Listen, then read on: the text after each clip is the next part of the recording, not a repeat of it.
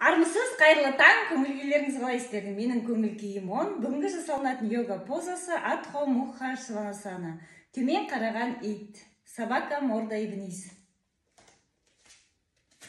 Аяқтарыңызды алға қарай қаратасыз. Үлкен саусағыңыз бен сұқ саусағыңызды еденге жапсырасыз. Ортаңғы саусағыңызды алға қарай, саусақтарыңыздың арасын ашасыз. Арқа, аяқ сүйектеріңіз жоғары қарай итересіз. Иық, жамбас, шынтақ тұсын ішке қарай айналдырасыз. Аяғыңыздағы икра бұлшық еттеріңізді төмен қарай итересіз.